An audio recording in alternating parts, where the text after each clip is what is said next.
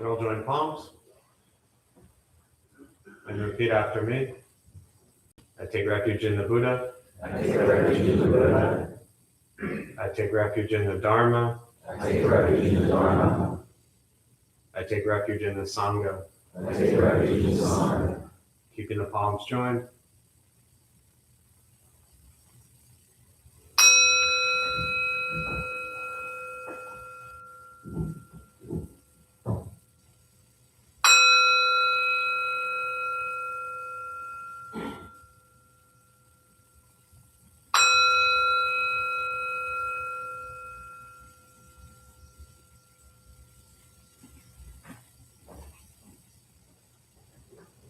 Put palms down.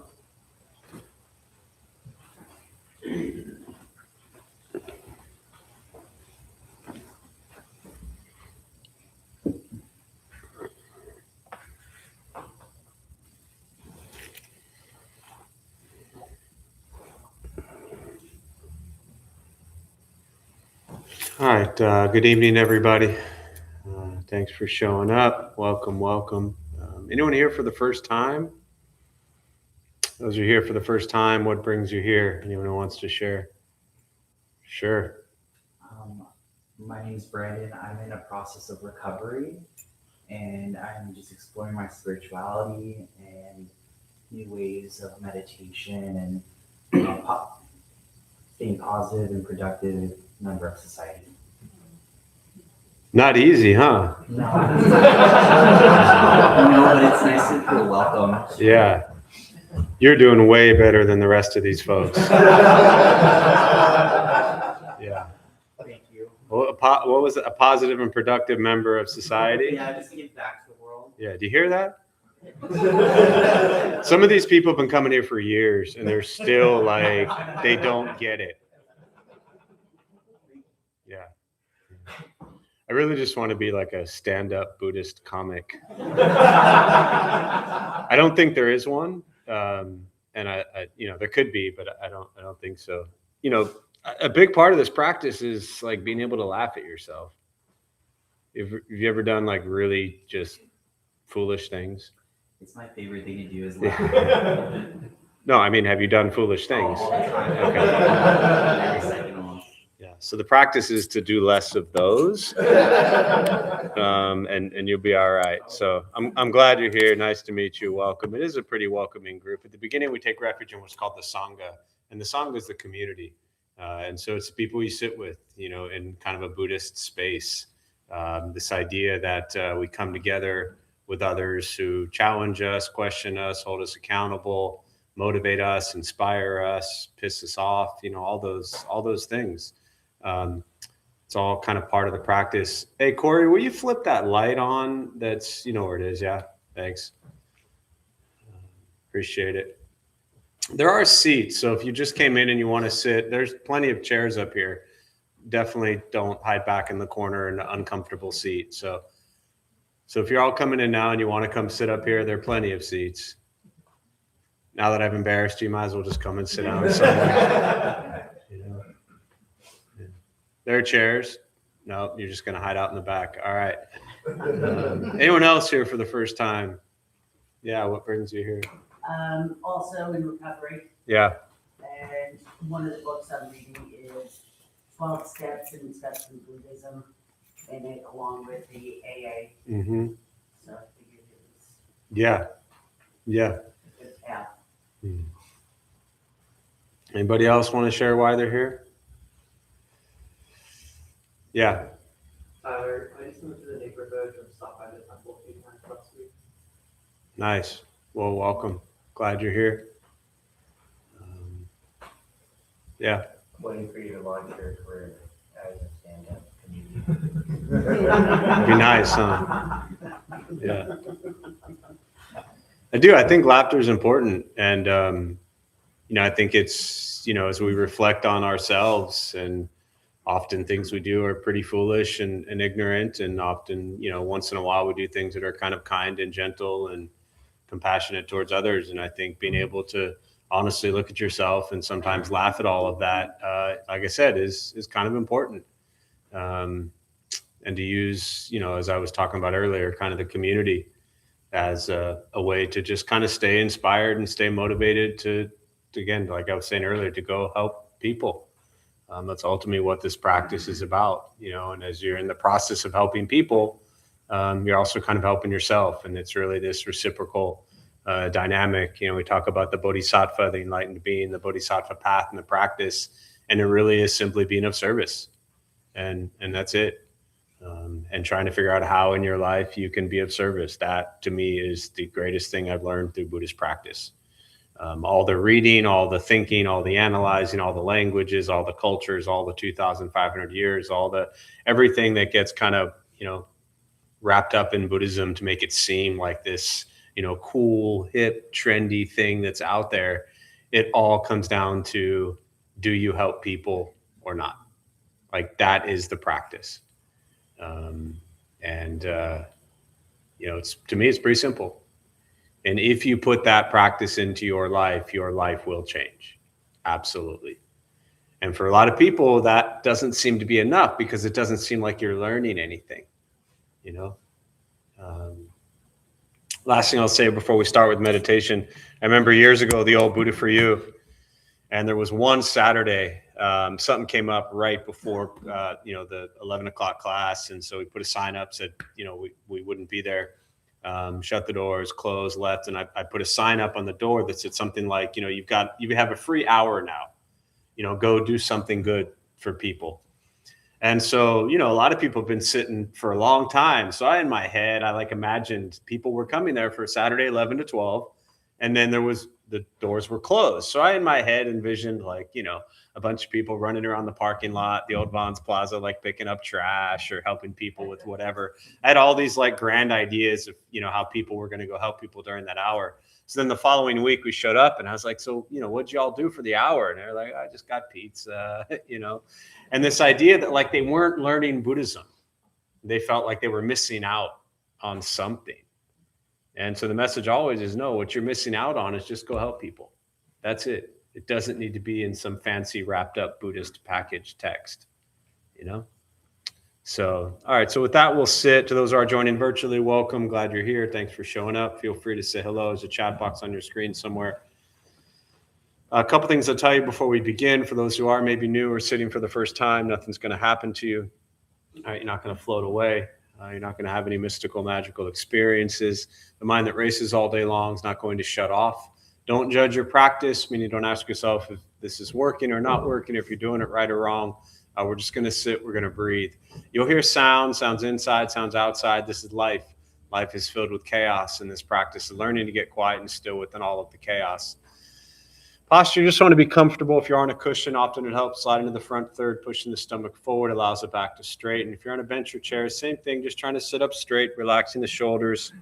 Especially for those who are new, you're not trying to empty your mind. You're not trying to think nothing. You're not trying to go blank. Your mind will continue to race as it always does. I will say things periodically to remind you that you're lost in thought and bring you back to present moment or wake you up because you have fallen asleep. I will guide us as we begin, and we'll settle into a little bit of silence.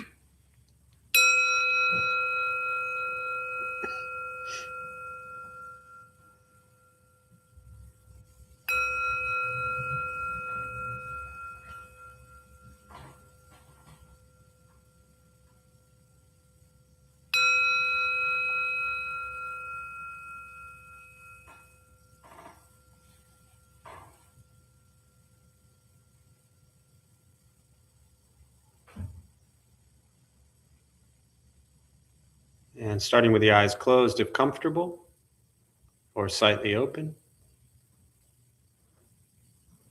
Mouth is open or closed. We'll start with taking 3 deep breaths, slowly.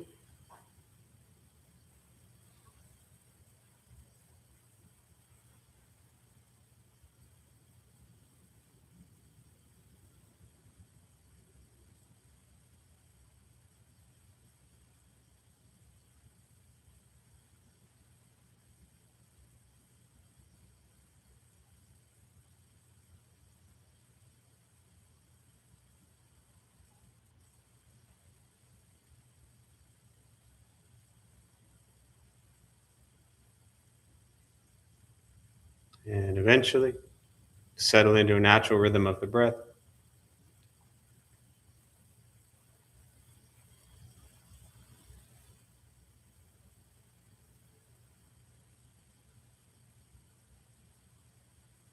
Noticing the mind as it wanders, jumping from thought to thought.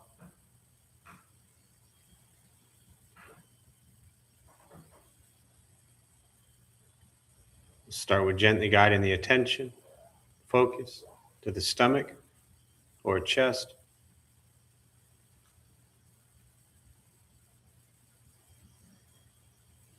Breathing in, feel them rise. Breathing out, they fall.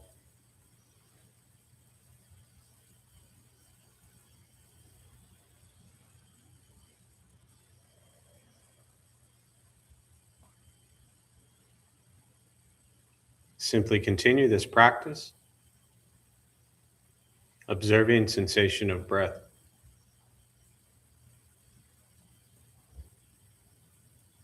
Expecting nothing but to sit and breathe.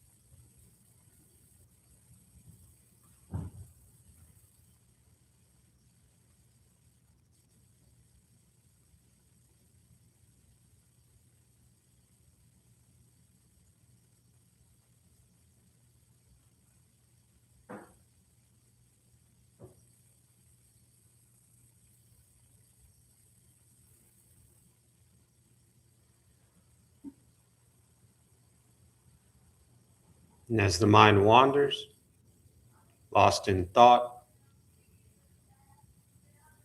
recognize it, release that thought, return attention, focus to the breath.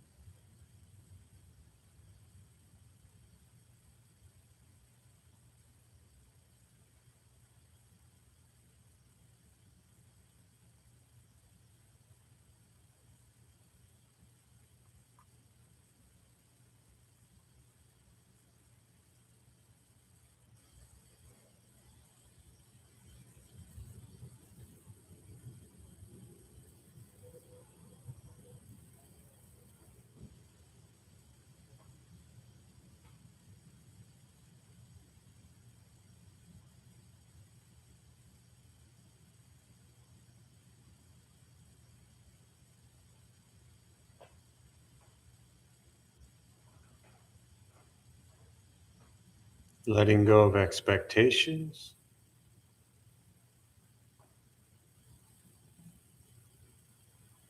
letting go of judgments from your practice, just sitting, breathing.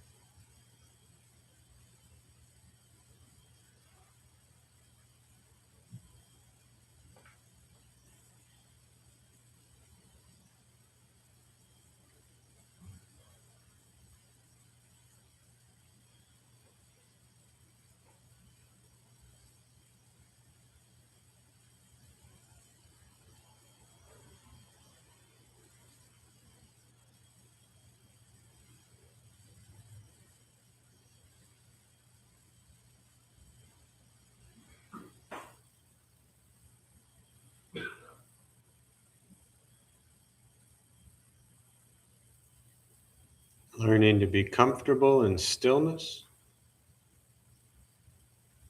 in quiet, just sitting, breathing.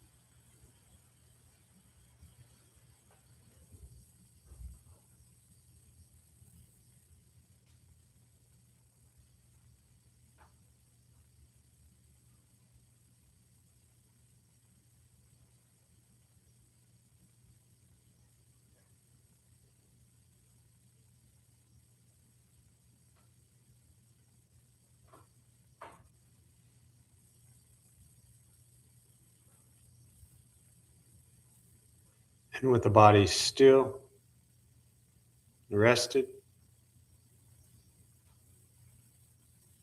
and the speech quiet, aware of all sounds,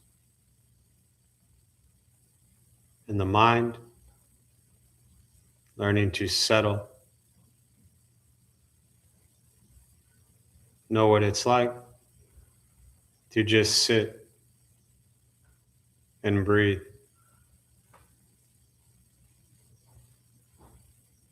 Knowing with each breath, there's nothing else to do, nowhere else to go,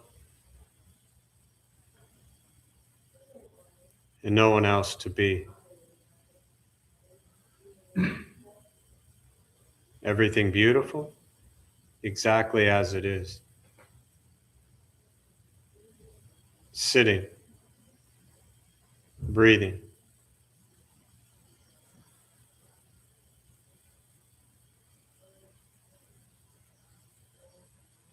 And once again, taking 3 deep breaths, slowly.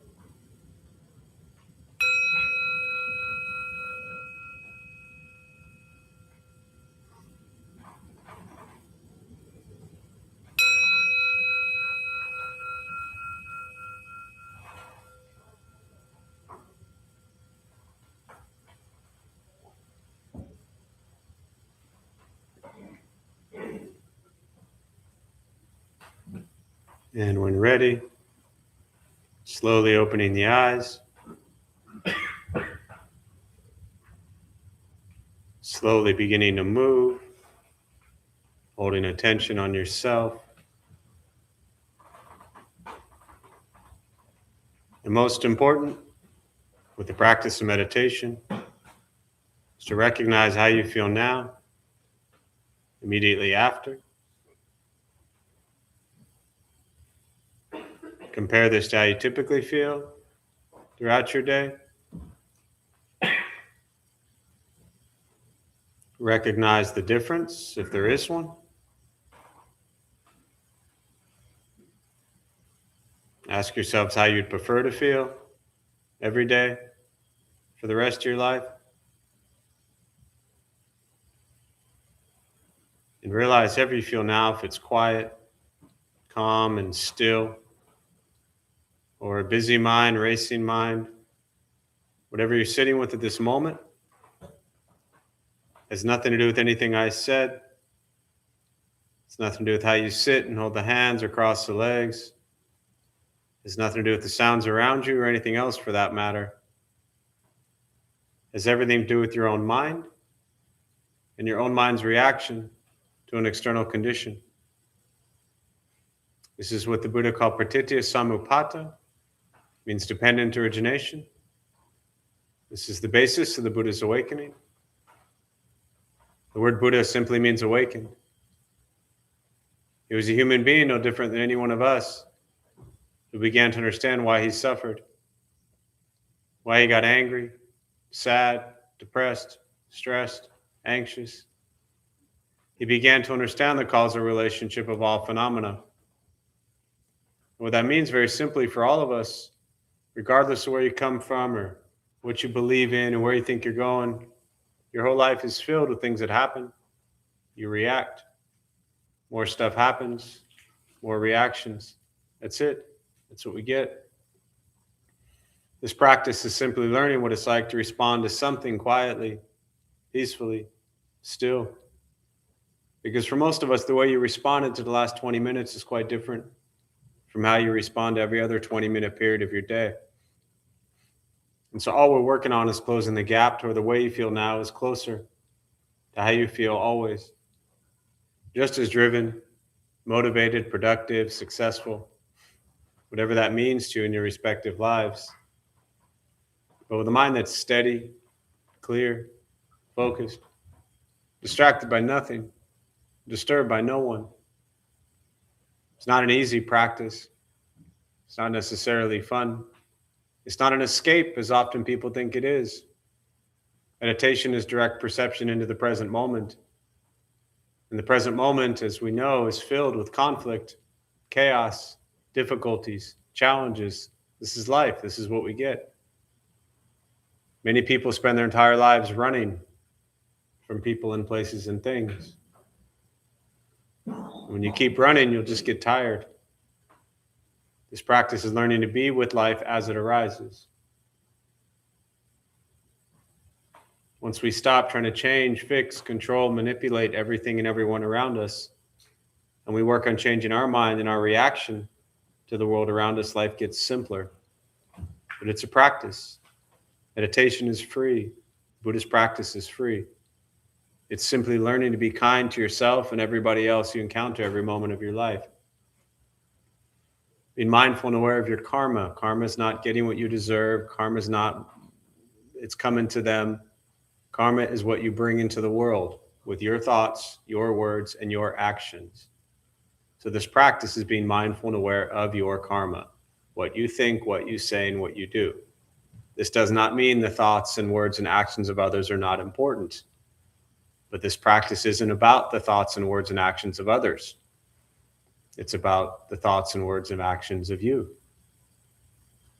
It's so easy to point fingers and blame everybody and everyone else around us for all the problems in our lives and all the problems in the world. And this practice is like holding up a mirror and looking back at yourself. So easy to critique and judge and blame others as if we've never done anything wrong. If you're sitting here on a Tuesday night at 7 o'clock, chances are you've done a couple things. So that's the practice.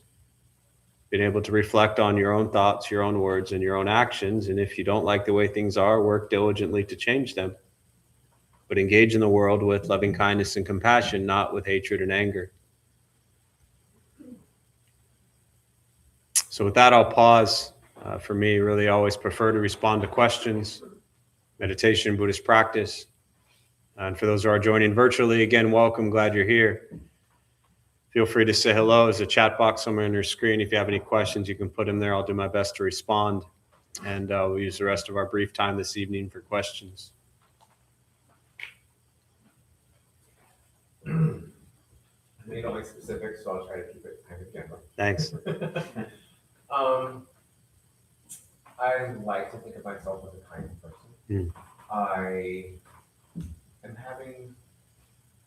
I also have a tendency to people please.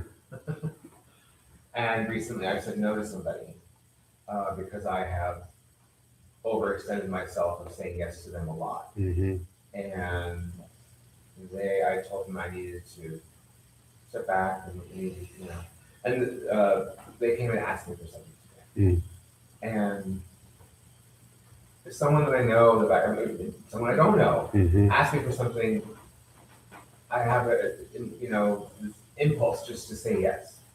And I did not say yes to this person, but I still have this feeling inside of guilty or and being kind and generous. Sure. And I'm like, well, I've been really kind and generous to this person, and and then I feel guilty that I'm not being unkind, but I'm not being generous. And I'm having difficulty sitting with that. Let me ask you this before I respond with kind of some Buddhist-y type, response. Is your, also without being specific, is your response of sometimes saying no or not being as kind and generous as you normally would, again, without details, is it based on your mood at the moment, at that moment? Meaning, if you're in a bad mood at that moment, are you less likely to do it versus if you're in a good mood? So there are other reasons involved. Yeah. Okay. All right. So with what I'm about to say, then that might make sense to why I asked that question. But, for me, learning Buddhist practice, there's a couple things at play here, right? This idea of having compassion and wisdom towards self, and understanding that, yes, Buddhist teachings on non-self, but that doesn't mean we're not here. It doesn't mean we don't matter. It doesn't mean we don't exist. We are here. We are unenlightened, ignorant human beings. It's who we are. And as the Buddha taught, we struggle because of greed, anger, ignorance. And so very often we're greedy with people and places and things, and we're angry at ourselves and others, and we're ignoring reality and stuck in the world of how we think it should be. And so coming from this place, what that means is, there's going to be times where, regardless of what the mood or situation is, we're going to maybe look out for ourselves and not be there for others. Somebody asked, my first teacher, Buddhist monk, his whole life since he was 12, died when he was 88. He spent 76 years as a monk. And somebody asked him, do you ever feel like people take advantage of you? This is like 20 years ago. And he said, yes, all the time. And that's why I'm here. Now, we're not there. You're not there. That's what you're saying.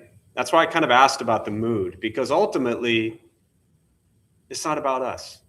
Ultimately, it would be nice to just help others. Now, there are also times, and I'm going to jump back and forth and completely contradict everything I'm saying. There's also times that understanding that we don't know what ultimate wisdom is, so we don't always know what's best for somebody else and what's helping someone else. Sometimes we enable, and maybe that's not the best thing. So, but ultimately, I think that the biggest challenge you're having from the way you asked the question is this kind of feeling of guilt or shame, and saying no or not being there for somebody, as if you're a terrible person just because you said no. And I don't see any sort of wisdom in that. I don't see any sort of compassion in that. I think there's a middle path and a balance of finding times when you can take care of others and times when you can't, and understanding. There's an example I often give around this topic. This was 30 plus years ago. I still remember in college, and one of my best buddies, a bunch of us living together, and it was like midnight, like 2 a.m. And he had ordered a pizza. Pizza showed up. A bunch of us are sitting around, and he gets his pizza. He starts walking up the stairs, and I remember somebody said to him, "Hey, Josh, can I get a slice of pizza?" And he was like, normally I would, but right now I'm really hungry and I'm going to eat this entire thing myself. And 30 plus years later, I still reflect on that at like the most beautiful, honest, genuine answer. He didn't walk away thinking he was a terrible person because he didn't give away a slice of pizza. Normally he would have, but at that moment he wanted it. Is he a bad person because of that? No, he was just hungry. So, the guilt and shame that you're carrying over you, that's just your own self-inflicted madness that you don't need. Doesn't help you at all. But yes, ultimately, it'd be nice if we can just help people at all times, but we can't. And that's okay. Yeah. What else?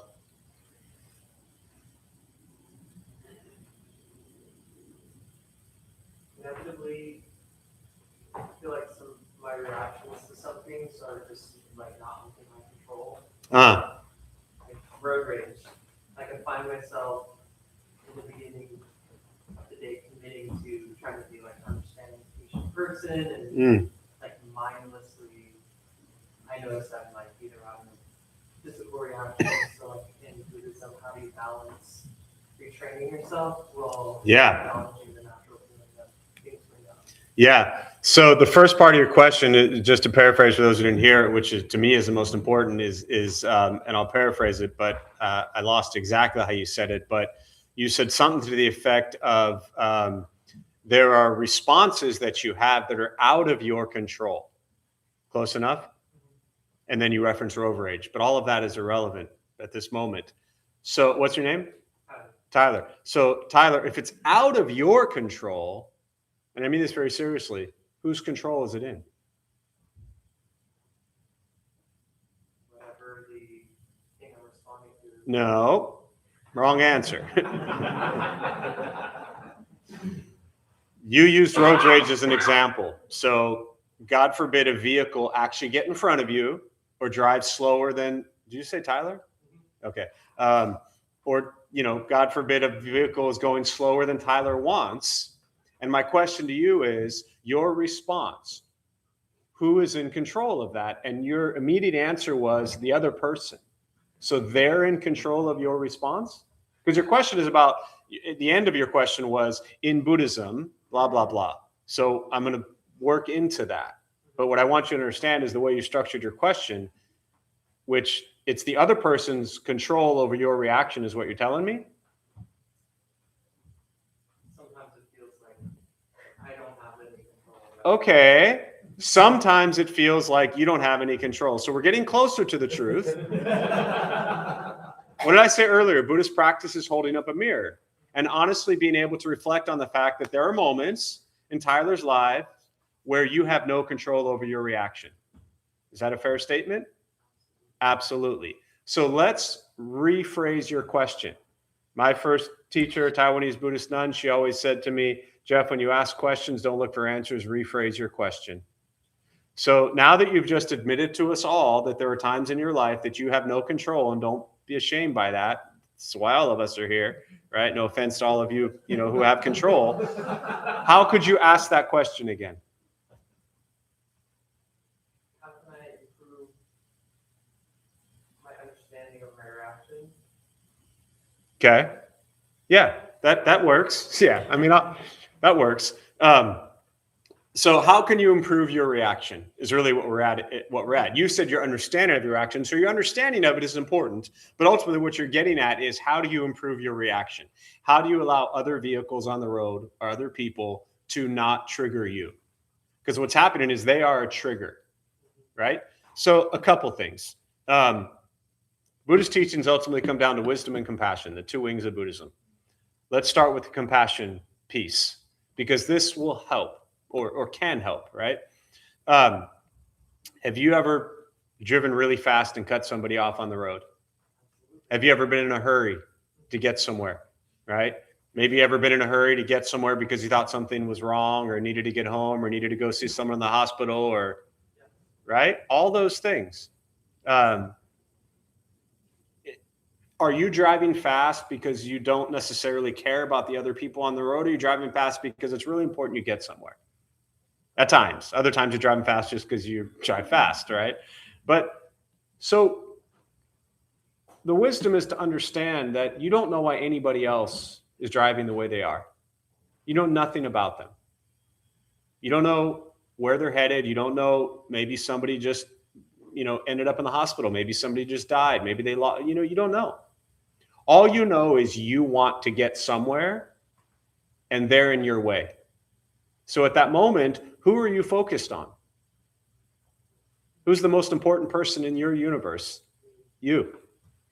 So that would be considered being very what? Selfish. Buddhist practice is about holding up a mirror to recognize we think we are the most important people in the world. And we operate from that place. See, this is where a lot of people, yes, I understand. Most people come to this stuff because they want to meditate. But as a great teacher used to say, an angry person who meditates is just an angry meditator. So your meditation, I'll get to this in a minute because meditation is important in this process, but it starts much earlier than that with understanding that you, Tyler, are not the most important person in the world. Other people have lives. Other people have places to go. You have also been the idiot on the road cutting people off and driving too slow or too fast. So wisdom and compassion says, what about others? And then all of a sudden, you start to see them not as just this machine that's in your way, but as someone that has a heart and has feelings and has trauma and has death and has loss and has heartbreak, just like you. Just like every person in this room, just like every person outside of this room. And you know nothing about them. Make sense so far? So this is where it begins. And this isn't just about driving. It's about customer service. It's about ordering your lattes. It's about going to restaurants. Everywhere you go, you're interacting with people who are struggling, right? So when you have this view, it begins to change how you interact. The second part to this, which is the meditation practice, yes, meditation is critical to cultivating the skill to not be triggered so quickly. These both take time. And what I mean by that is in meditation, right? Are you new to meditation, or have you done a little bit? Okay, so for a few years. So you're good by now, right? So what I'm getting at is, in those who are maybe sitting for the first time, when you're in meditation, thoughts arise, they pass, thoughts arise, they pass. Sometimes you stick with them, sometimes they, come and go, whatever it is. But during this meditation practice for 15, 20 minutes, you had a million thoughts just like the rest of us. What did you do during meditation? Acknowledge and let go, and just you sat still. So you are continuously training the mind to observe thoughts and not what? React. Now, again, for you specifically, because you've been doing meditation for many years, that part you already understand. If somebody was brand new, then I would say, do this every day for a few years. You've been doing this every day for a few years, which tells me your focus really is on thinking that Tyler's not the most important person in the world. And then you'll change. You won't be triggered so quickly. It makes sense? Yeah, thanks for the question. I always appreciate, seriously, to ask questions is not easy, because especially if you get to know me, because it really is being vulnerable, and it's highlighting hey, I lose control, and I sit here and I get it. This is what led me to this Buddhist practice, right? Somebody looked at me the wrong way, I punched them. That was it. I'm not just saying this to be modest, this is the truth. I know what it's like to just snap super quick. This practice works, but it's not just the meditation. It's the deep, deep, deep understanding that everybody else is equally as important as you are. Truly. What else?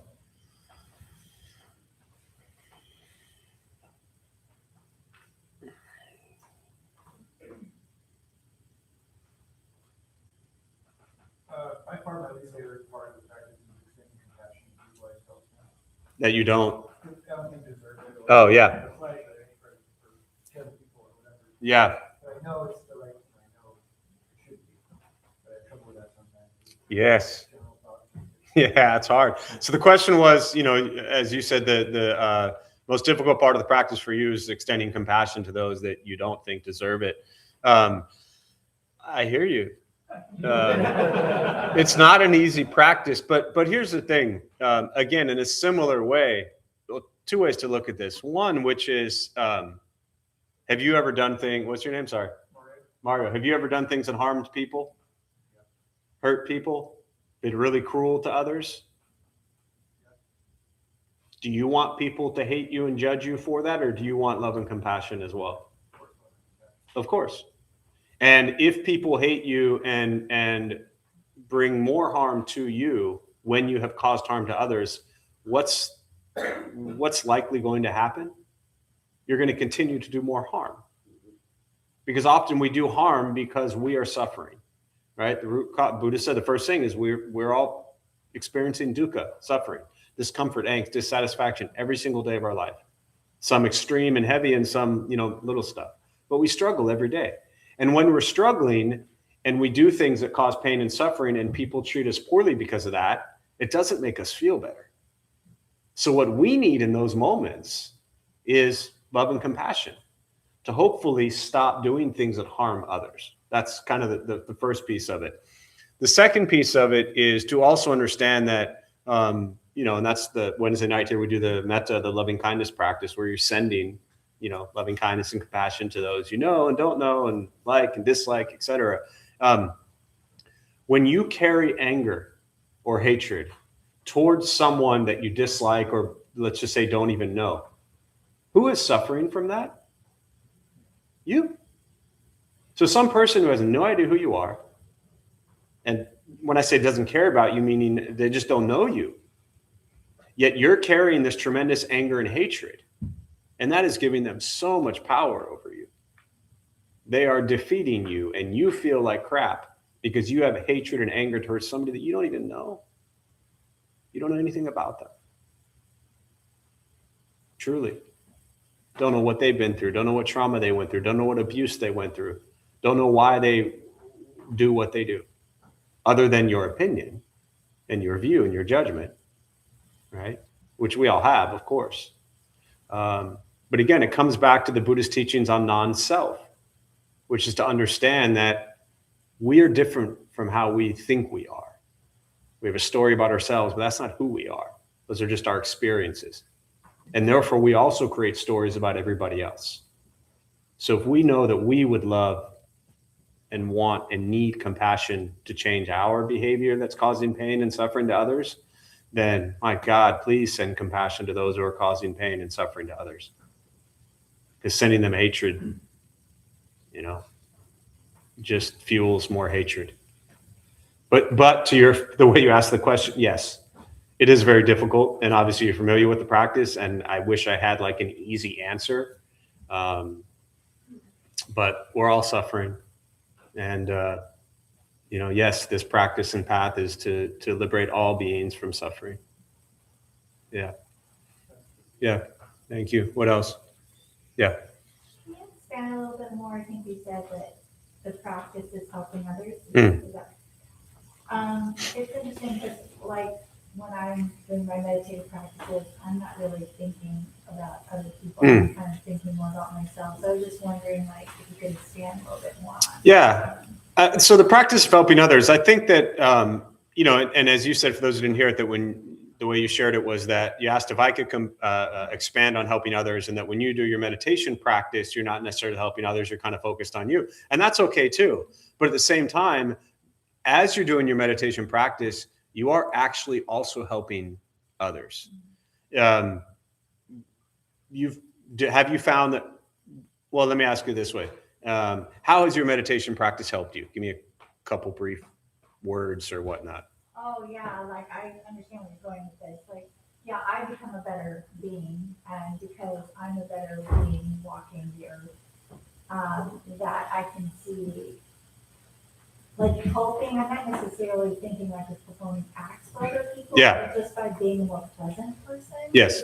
Can be help. Can that Yes. count as the help? Yeah, I'm getting to the second part, but I wanted to start there because often, not just for you, like when people ask questions, I'm really responding for everybody. That's why I don't like details, because then it becomes like direct one-on-one therapy type stuff, And so to me, it's very general. And so for everyone who's brand new to meditation, that when we are helping ourselves be calmer and kinder and gentler and happier, more peaceful people, that has a ripple effect. Anyone in here like dealing with people who are angry, stressed out, and pissed off all day long? No. So if we get that under control, then other people don't have to deal with us that way.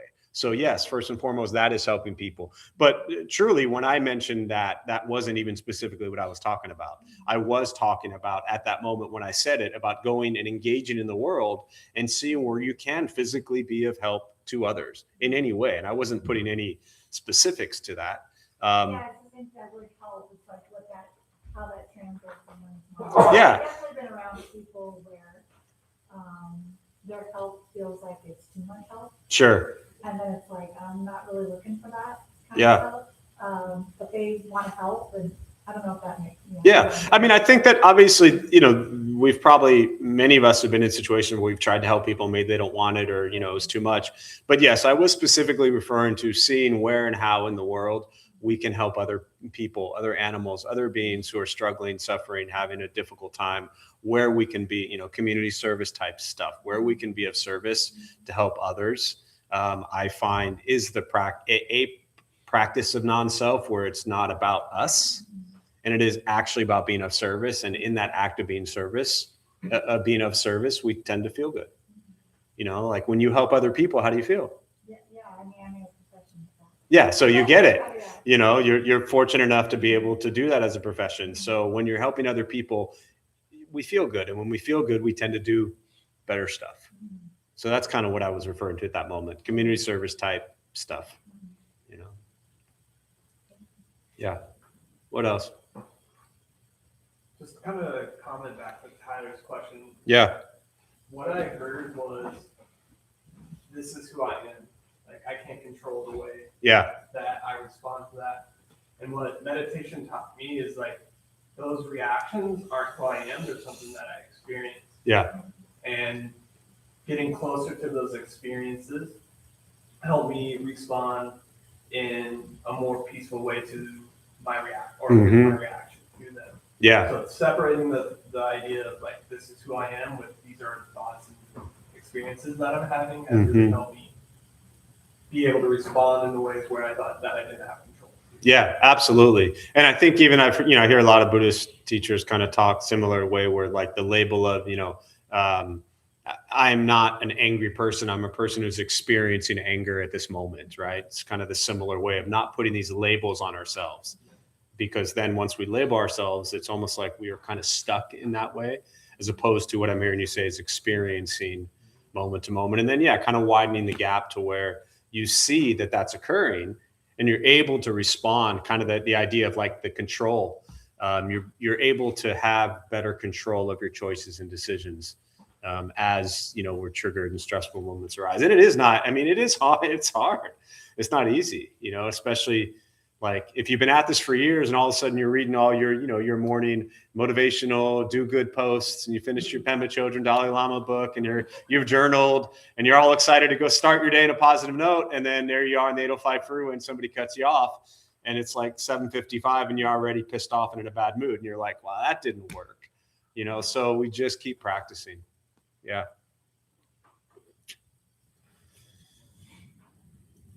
Yeah.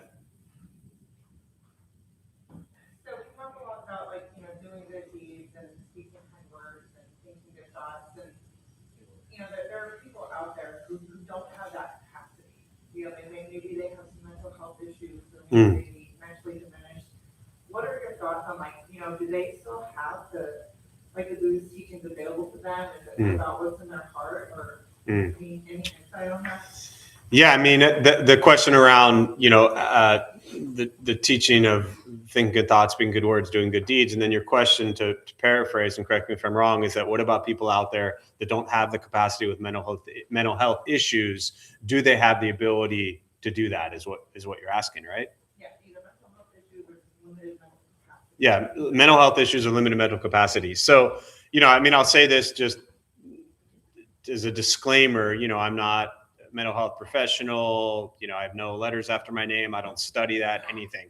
But what I can say from someone who's been working in the population for 30 years, people who have, tremendous mental health issues, even within that, and there's like so many variables here, but I do believe everybody has the ability to respond in ways with kindness, and it might look or sound or seem different from what we perceive it to be.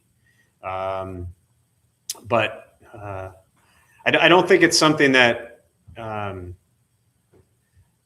can I say this? That like there's a scale, like I wouldn't put a scale on it that says like, okay, if we have relatively decent mental health and then look at somebody who really struggles with mental health.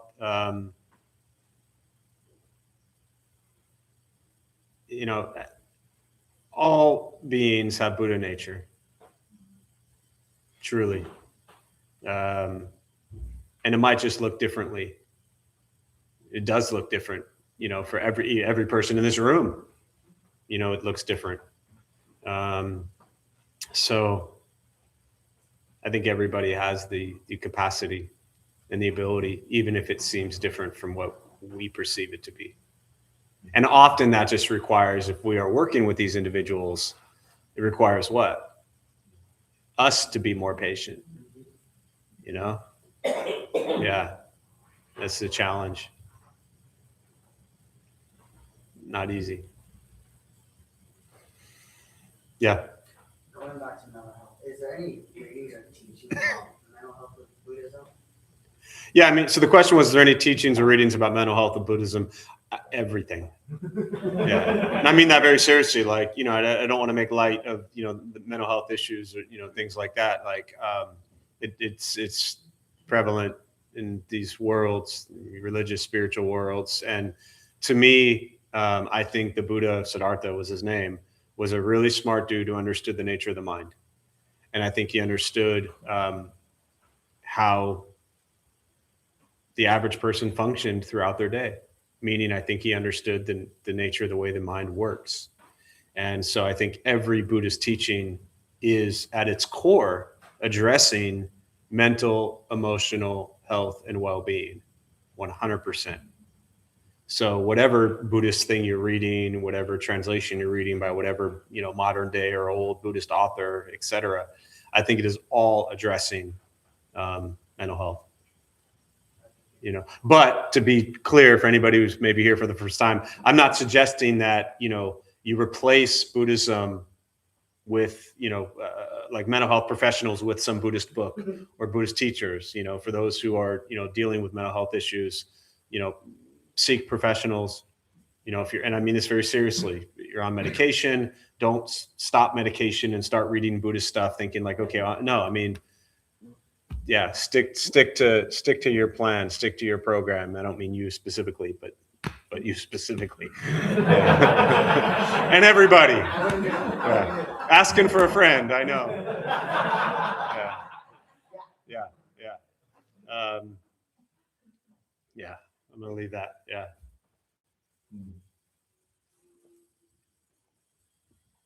I think I can wrap my head around the idea of the future being kind of partly a story that we tell ourselves, maybe like, wouldn't it be nice if things went this way? Mm-hmm. Or perhaps I was raised to think that things should or ought to or may go this way. Mm-hmm. I think I'm maybe getting the hang of acknowledging that's totally like a thought and a story also, and perhaps the present is a better place to be hanging out. Mm-hmm. Because this might end up there, but this may also not end up there. And sure.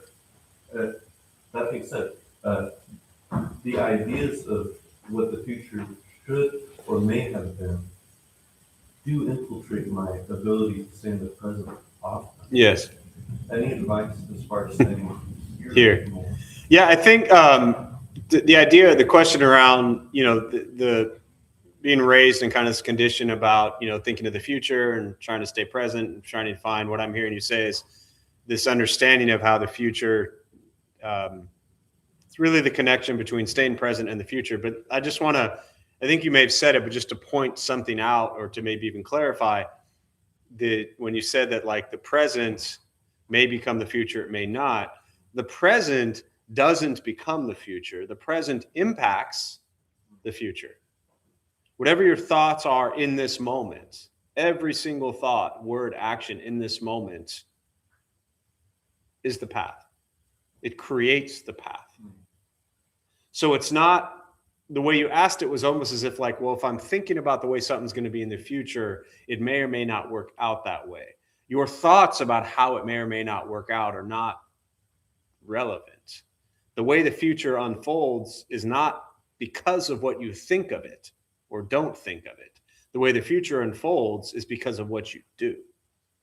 What you think, what you say, what you do becomes your future with obvious, influences and interactions with a trillion other conditions around you every single moment, right? But this idea, to me very much, and I don't know if I'm sure you're aware of them, but they'll choose your own adventure books, right? Like it's very much, you read a book, you pick a page, you want to go this way or that way, you don't like it, you go back. But in life, you don't get to go back.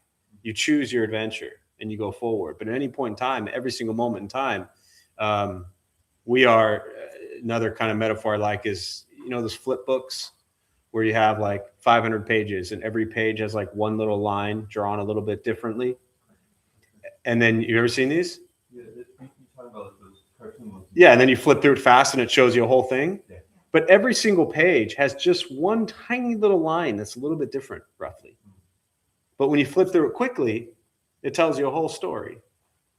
But that whole story is only there because of every tiny little line that changed on each page. Every tiny little line that changed on each page is every single thought, word, and action, karma, that you put into the world.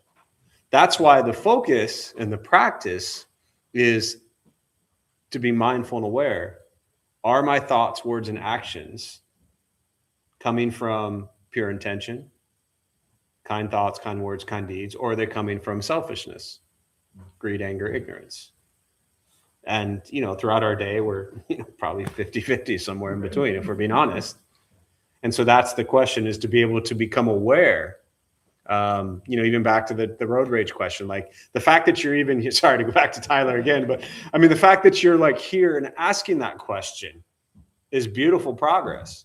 It means you care. There's probably time in your life where you didn't really care if you had road rage, right? Wouldn't have mattered. Was a time in your life where you maybe wouldn't have cared what the future is. So this practice isn't about abandoning the future as if the future doesn't matter. It doesn't, it's important. It's important. But to fixate on it, doesn't create it. And there's things in our lives in the future that will turn out incredibly better than we anticipated. And there's things in our lives in the future that will be an absolute nightmare. And everywhere in between. That's just life.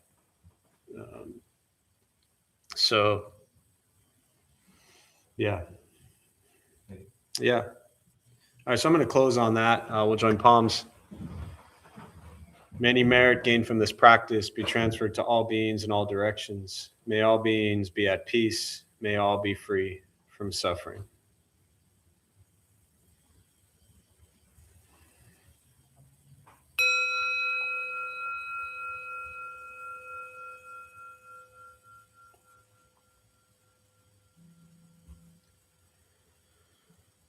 All right, before you all head out, our Dharma Bum host Hazel has our announcements. And as Hazel's coming up, we're now looking for a new Buddha for You volunteer Tuesdays from 3 to 7.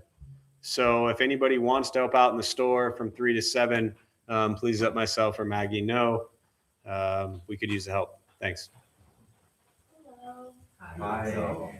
We opened the Dharma Bum Temple 19 years ago to introduce Buddhist practice to those who show up. Those who read are not nuns, monks, gurus, masters, or teachers, and are not looking for students. They're simply practitioners sharing their interpretation of the practice.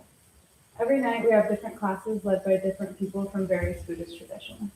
We have a recovery sangha that meets several times a week for anyone with addiction, and our food redistribution program is every Thursday at 4:30 p.m. We have classes and programs every day, and everything we offer here is always free. The full schedule is on our website and also posted in the entryway above the shoe rack. We have a lending library. If you see a book you like, feel free to borrow it and then bring it back whenever you're done with it. Please straighten your seat or cushion before you head out. If a few people could stay to close and watch the windows, that would be helpful. Thank you for being here. We wish you all an Thanks, Hazel. Thank you.